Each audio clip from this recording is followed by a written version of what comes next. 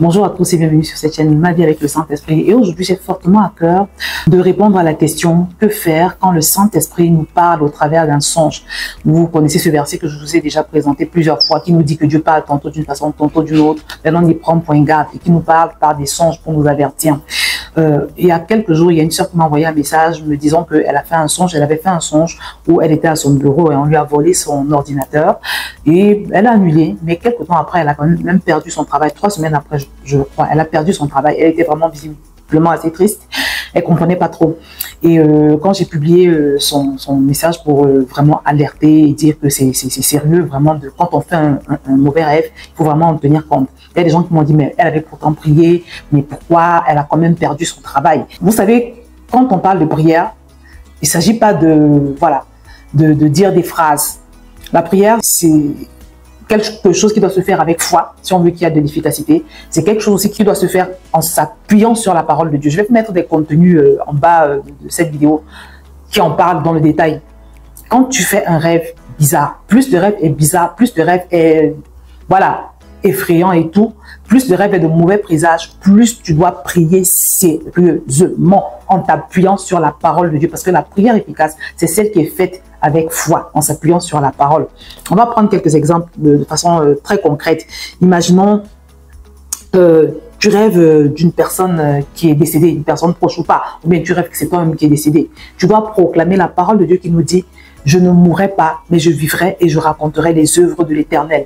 Alors, avant même d'arriver à là, parce que tous les rêves que tu vas faire, les mauvais rêves, ce ne sera pas forcément des rêves de mort. Je vais déjà te donner 2 ou 3 versets que tu vas garder. Je vais faire l'effort de te les mettre en bas de cette vidéo. C'est des versets qui vont te servir pour toutes les fois où tu vas faire, où le Seigneur va te montrer des choses. Parce que quand Dieu montre, c'est pour que tu puisses annuler. Si Dieu te montre, c'est qu'il veut que tu annules. Et c'est pour ça qu'on dit, il y a un verset qui dit aussi que ce qui est révélé est condamné. Note ces versets. Ésaïe 7,7. Ainsi parle le Seigneur éternel. Cela n'arrivera pas. Cela n'aura pas lieu. Et quand tu déclares une parole comme celle-là, tu dois le faire avec foi, avec autorité. Parce que la Bible te dit que Dieu veille sur sa parole pour l'accomplir. La Bible te dit aussi que il n'est pas un homme pour mentir, ni fils d'un homme pour te repentir. Quand tu relâches la parole de Dieu, quand tu proclames la parole de Dieu avec foi, il y a une puissance. Quand le diable est venu tenter Jésus en lui faisant toutes sortes de propositions indécentes et destructrices, à chaque fois, Jésus a repoussé Satan avec la parole de Dieu. Donc la parole de Dieu est ointe, la parole de Dieu est puissante, la parole de Dieu est une épée que Dieu nous a donnée pour nous défendre. Mais il faut la proclamer avec foi. Et c'est pourquoi, si tu veux marcher avec le Saint-Esprit, c'est important aussi d'avoir une vie de méditation de la parole parce que le Saint-Esprit travaille beaucoup avec la parole. Et souvent, même dans ces moments-là où tu vas faire des songes bizarres et tu vas vouloir prier, le Saint-Esprit va te faire monter un verset dans ton cœur.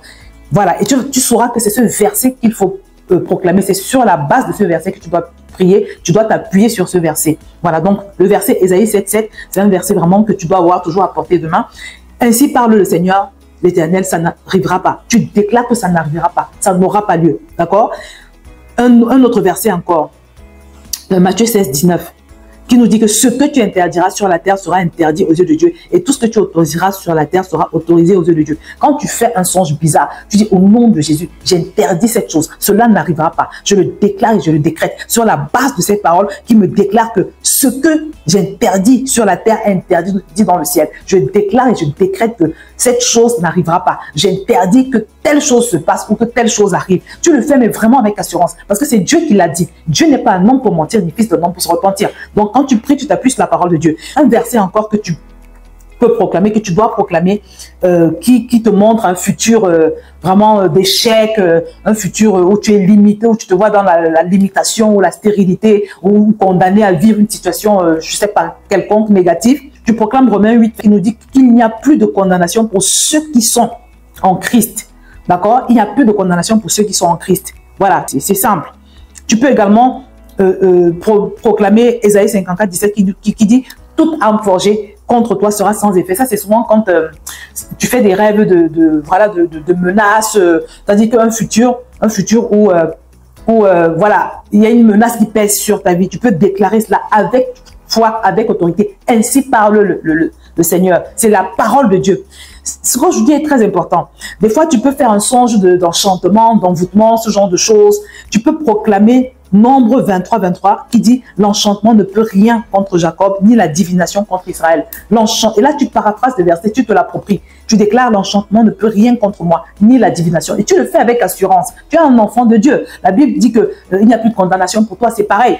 Elle te dit également que l'acte dans les ordonnances te condamnait a été rendu caduc. Tu es un racheté de Christ, une rachetée de Christ. J'ai fait toute une série sur ce sujet sur mon autre chaîne YouTube VTV. Je vais essayer de vous mettre tous ces liens en bas. Donc, ça que la vie spirituelle, c'est un tout en fait. Hein. La vie spirituelle, c'est vraiment un tout. Il ne faut pas être léger spirituellement parlant. Il faut connaître un peu la parole. Il faut connaître un peu les bases de la vie spirituelle comme ton identité en Christ, la puissance du sang de Jésus. Parce que Jésus t'a racheté à la croix. Voilà. Donc, aucun sorcier n'a le droit de venir dans les songes te faire des menaces ou essayer de de t'empoisonner, de t'envoûter. Tu n'es plus là-dedans. Si tu as authentiquement donné ton cœur au Seigneur Jésus, ça veut dire que tu es racheté en fait. Voilà, tu avais peut-être été vendu par tes parents, il y avait des pratiques occultes dans ta famille, mais en Christ, tu as été racheté. Jésus t'a racheté, tu as été vendu, ok, mais il t'a racheté. Donc, tu dois aussi avoir ces vérités-là, elles doivent être ancrées en toi. Comme ça, quand le diable t'envoie des rêves pour t'intimider, tu sais comment lui répondre. Et tu as de l'assurance quand tu lui réponds parce que tu connais la parole. Tu vois, je vais vous mettre la série sur laquelle je suis en ce moment, qui parle de l'identité en Christ. On va aborder la puissance du sang de Jésus aussi. Et je pense que ça va vraiment beaucoup t'aider. Un songe d'envoûtement, tu déclares que l'enchantement ne peut rien contre toi, ni la divination contre toi. Voilà. La Bible dit que Jésus-Christ a été maudit pour que plus jamais nous ne vivions ce genre de choses. Tu fais un rêve de maladie. La Bible te dit que par les meurtrissures de Jésus, tu es guéri. Il a été à la croix. Il a été tellement torturé dans sa chair pour que plus jamais tu ne vives ce genre de choses, situation où tu te, voilà, où dans le songe on te promet la maladie. Ce n'est plus ta portion.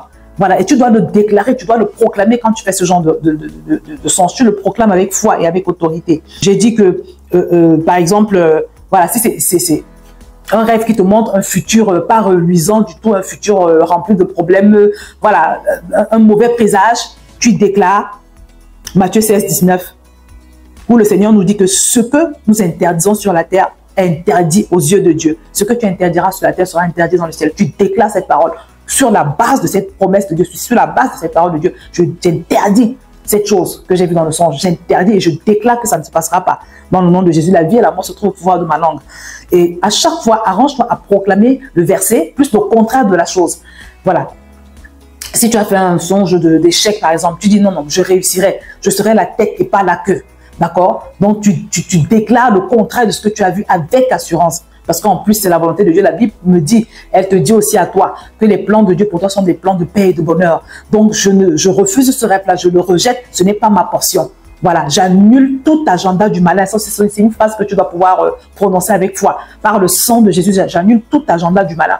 Tout projet, tout programme de destruction, d'échec, je les annule par le sang de Jésus. Voilà, ça c'est le genre de prière que tu dois pouvoir faire.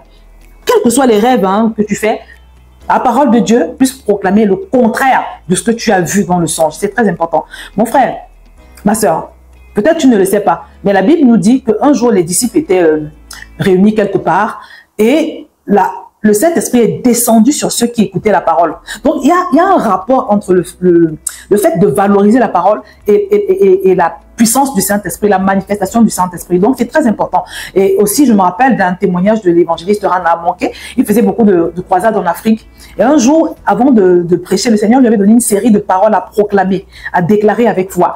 Et le Seigneur lui avait dit qu'en fait, il lui avait expliqué que la parole de Dieu dans la bouche d'un enfant de Dieu a la même valeur et a la même puissance que la même parole de Dieu dans la bouche de Dieu. Donc, quand tu proclame la parole de Dieu avec foi et autorité. Non, c'est juste incroyable.